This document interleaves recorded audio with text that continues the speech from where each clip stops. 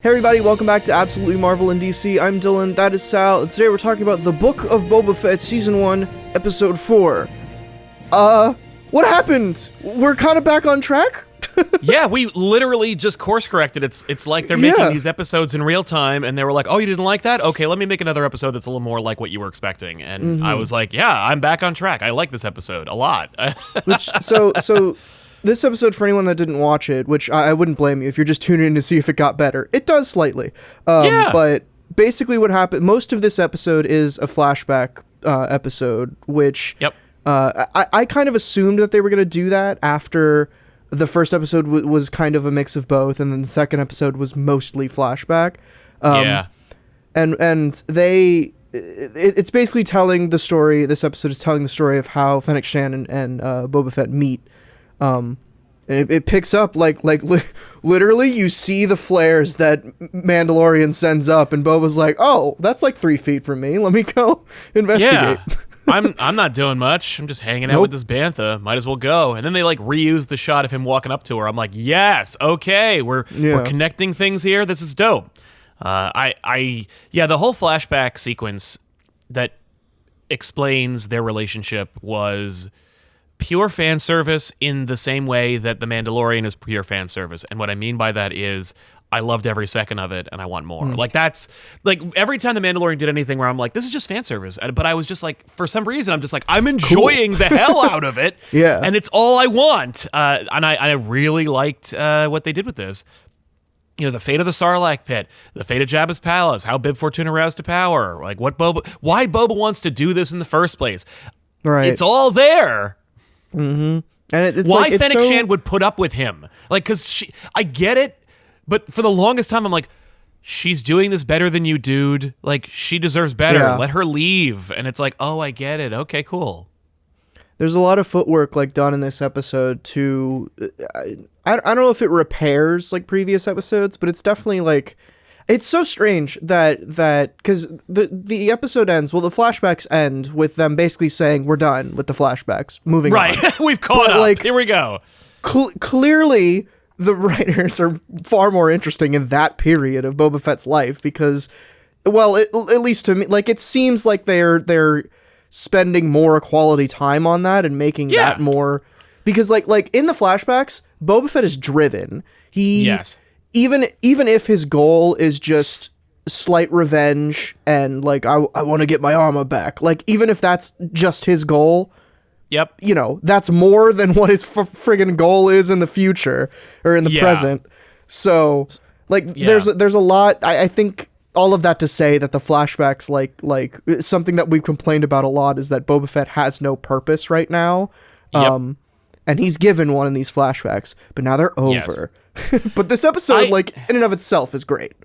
It is. I think I get it now. Like, not that I was, like, too harsh on the show or anything, but I do, like, it's because they didn't give us enough until now, and maybe it's just the nature of commenting on episodes as they come out instead of just watching the whole show, but, like... I was thinking about that, too. Right? But I was thinking about what this show basically is, and... It's like Spider-Man No Way Home, where it's like, oh, these 3 movies were an origin story for, like, the Spider-Man we want to watch. And it's like, in this case, it's like, oh, this whole show is setting up the new status quo for Boba Fett. And it's like, this whole show is Godfather 2's flashback sequences showing how Vito Corleone became Vito Corleone. And it's like...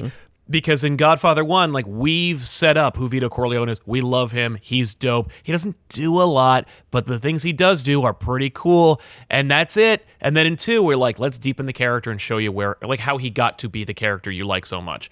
That's basically this, where it's like, you know Boba Fett. He's that cool character in those scenes that you remember.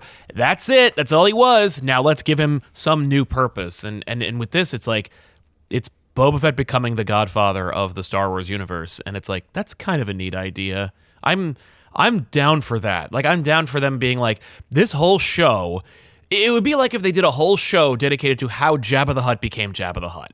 And while I wouldn't be interested in that because it's Jabba, I might be more interested in Boba Fett because he's a person and I can sympathize with him. But it's kind of neat that, like, if this whole thing existed when the original trilogy took place. Like, you're watching Return of the Jedi, or you're watching Empire, and you're watching and be like, we got to deal with Jabba the Hutt. You're like, yeah, you do. I know what a formidable foe he is. I watched the Jabba show. Yeah. In this, it's like, like Boba Fett's going to be an imposing figure throughout the Star Wars universe after this.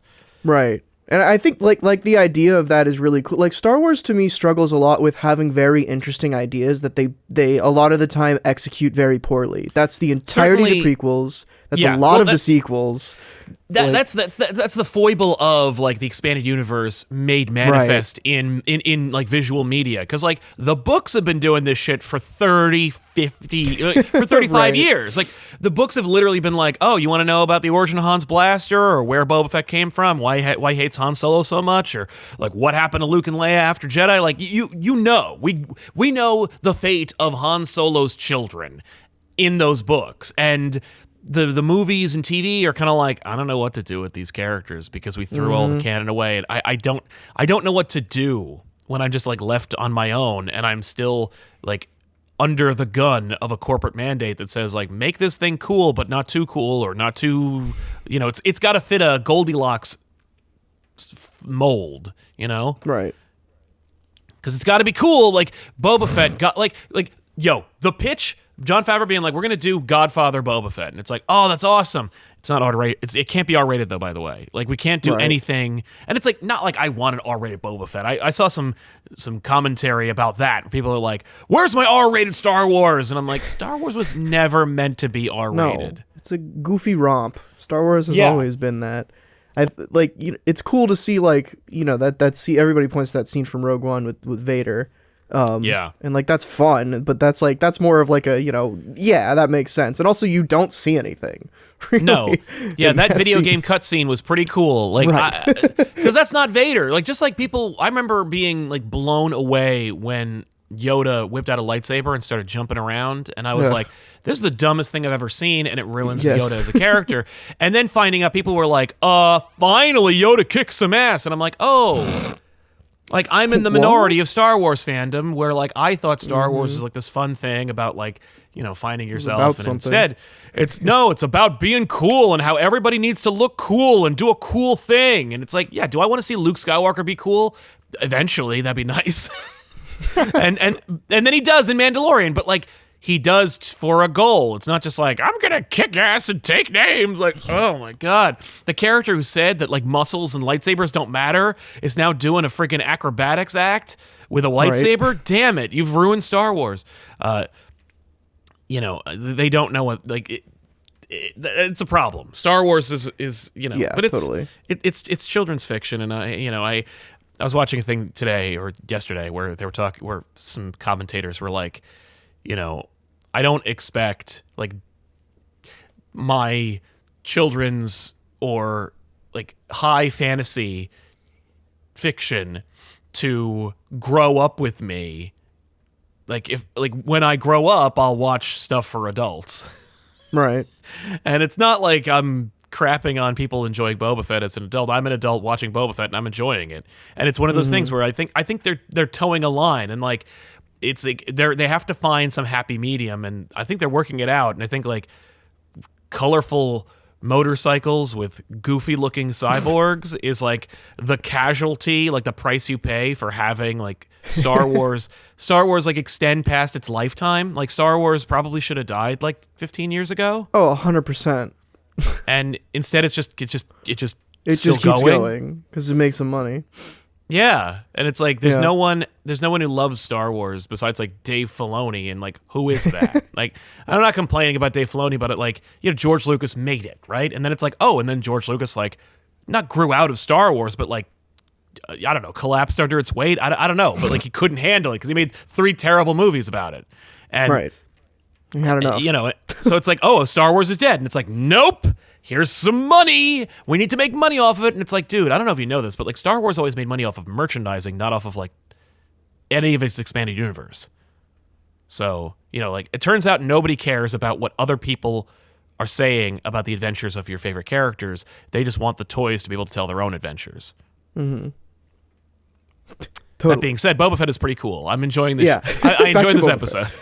Back to Boba Fett. Oh, hey, the ending was fun. You know, setting up the war. I think the so. crime war. So talking about like the I guess the grander plan for Boba Fett himself. Yes. And really like the origin of like a new status quo for a character. I wanted to compare some stuff you were saying earlier. Like this show, I think that the problem that it's having so far is that it is doing an origin for a status quo that we don't know, or like we're kind of assuming is going to happen. But they're not like the way that we're getting there isn't interesting. Like, have you seen Better Call Saul at all? No, I have not watched any book, but that's one of those things where I'm like, I don't care about Saul. Sure, but you I know it's a great him show, but great show, fantastic show. But the character in Breaking Bad goes off, gets his own 5-6 season show, and without spoiling anything at all, his name's not Saul Goodman. Clearly, no. They don't get to that point until like the 3rd season, but like you don't give a shit because it's all groundwork. Like it's all like the things that are happening are interesting and are informing the character in ways that I feel like here in Boba Fett, where they're sort of doing a similar thing where it's like, let's make this character into what you all thought he was as a kid.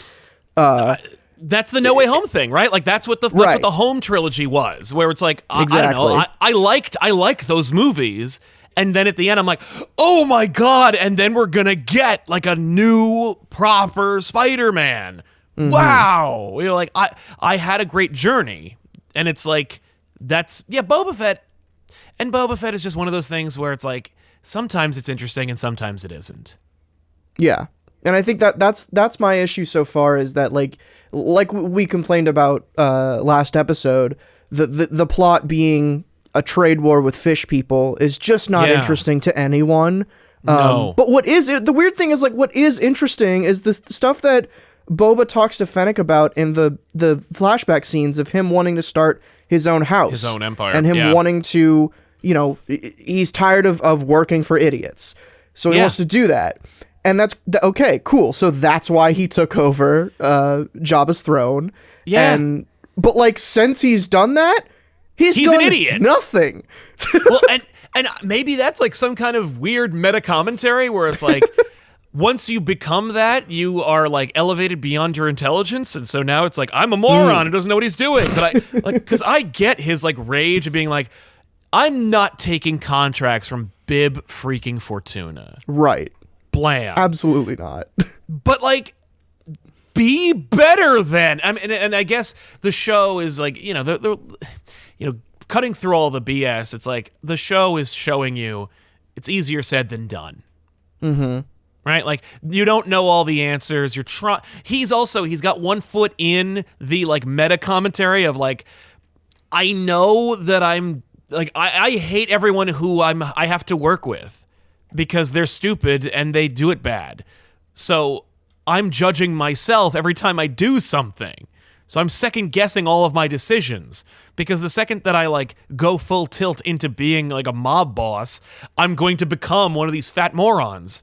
And it's like, that's funny and interesting. I don't know if the show is subtle enough to actually demonstrate that.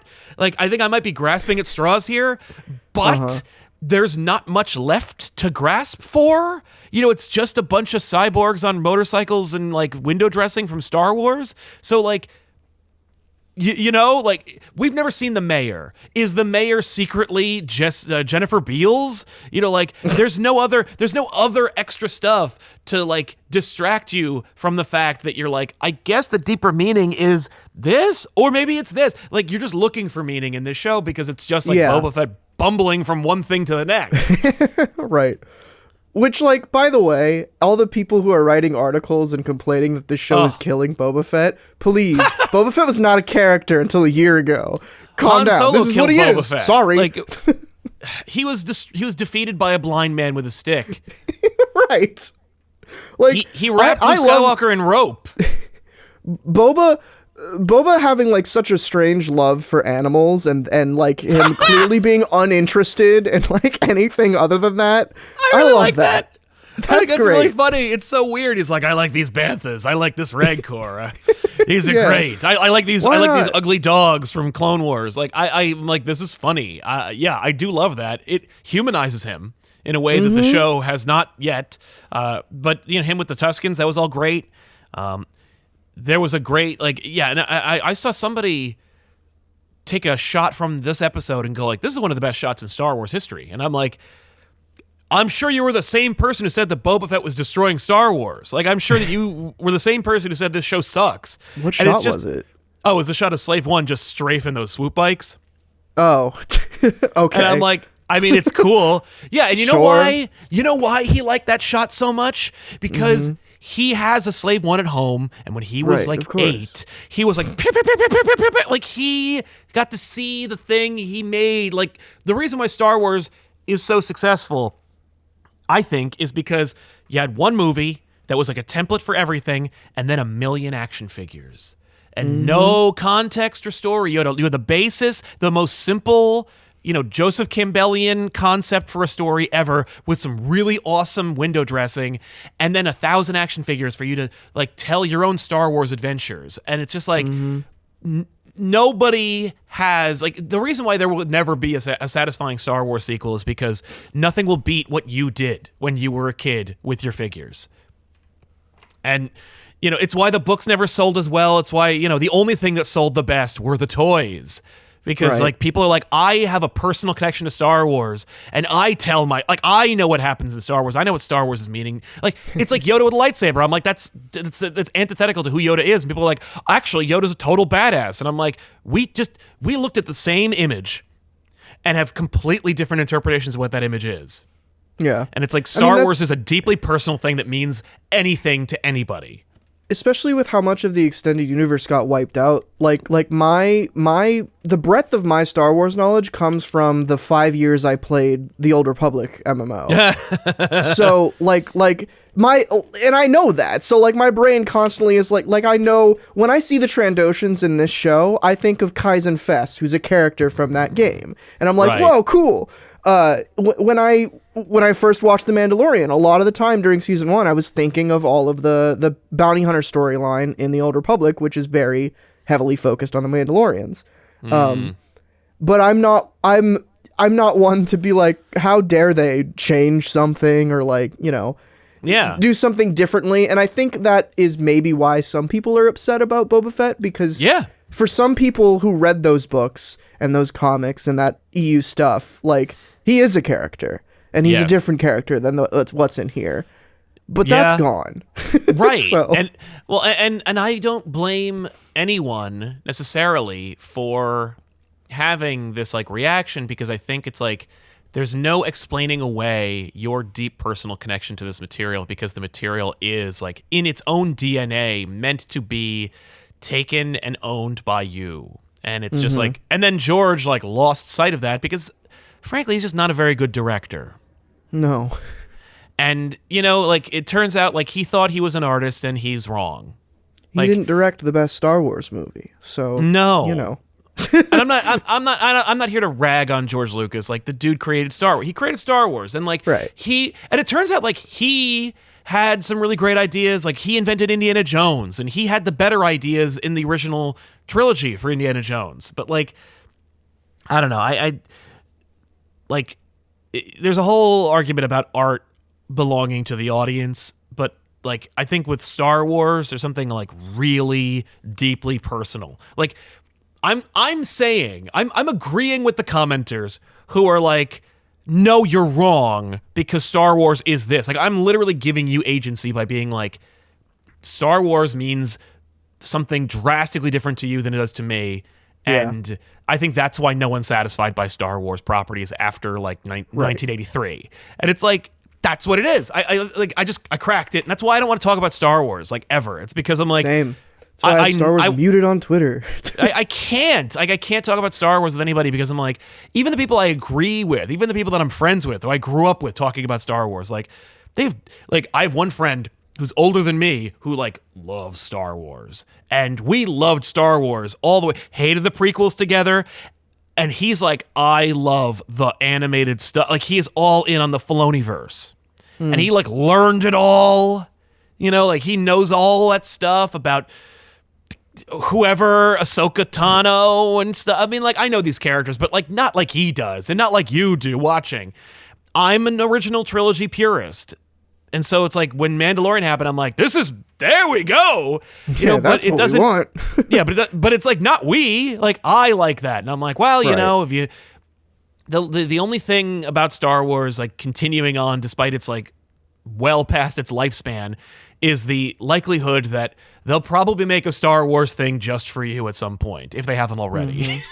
Yeah. And I guess that's like the benefit of having Star Wars become this like engine of money that Disney is just going to keep churning until the end of time. Eventually they'll hit the nail somewhere. Yeah, I think so. For you, you know, for Yeah, anybody. hopefully. But circling back to Yes. Boba Fett. Boba Fett.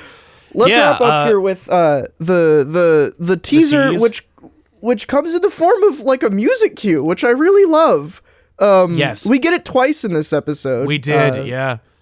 So the Mandalorian theme plays when Boba Fett goes up to Fennec Shan, and then at the end of the episode, when Fennec's like, "We gotta hire some help," it goes woo doo doo doo, and it plays Yep. the theme. Which hell yeah.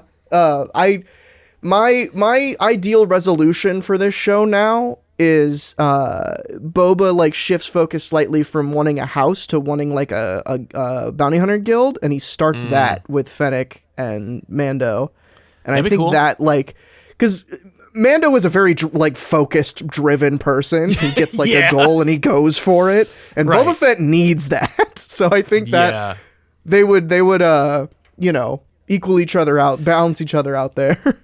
Well, there's no secret that like people's preferred Boba Fett was the one who was on Mandalorian. Like they did, Right. he had a goal, he did it. Like when you set Boba Fett on a task, and he does it, people are like, "Yay, this is awesome!" Cool, Boba Fett.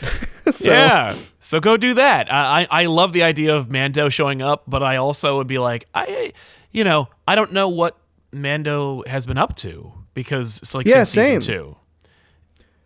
I'm worried because I'm really excited for season 3, and I don't want what they teased because I don't care about those cartoons. Just like I don't care about Mandalore or your stupid sword, or your nonsense. Like if you want to do that, get them. Like have him hire those people right. and have all of those Mandalorians pop up. That's very fair. I don't know. But all right. I mean, we are going to see Boba Fett ride a Rancor. However, Yes, we will. I hope that Rancor does not die. And if we don't, we riot. Yeah, I think we've seen Because he needs to ride someone. that thing. Yeah, someone drew some. Either there was concept art or someone just drew it because they desperately wanted to see it in the world. But I'm like, yeah. Hell yeah. Don't kill Hope that he rides Rancor. that into battle, to the war, to get There's all no the way he fish won't. people. That would be so Yeah. dope. Yeah, That would be awesome. That'll be the best shot in Star Wars. Yes, is an action figure combination. Because Yes, of course. Because they made a Rancor, they made a Boba Fett. This Put is 'em together. awesome. That's what Yeah. you want. That's it. You know what I'll bet like the story breaking sessions are just all the Star Wars figures on a huge card table. And Favreau and playing with Filoni just like, yeah, rah, and they're like, that's good. And somebody's just writing it all down. Like, yeah, that was cool. Okay, that happens. Then Ryan Johnson comes in and burns all the toys. He says, "No, I Yeah. want these. Give me No! some different ones." The fact What are that you doing? the fact that you want these toys means you're sick. All right. Regardless of that, thanks for That's watching, Ryan guys. Johnson. That is Thanks, Ryan bye. Johnson. We'll be back next week with more Boba Fett. Stay tuned.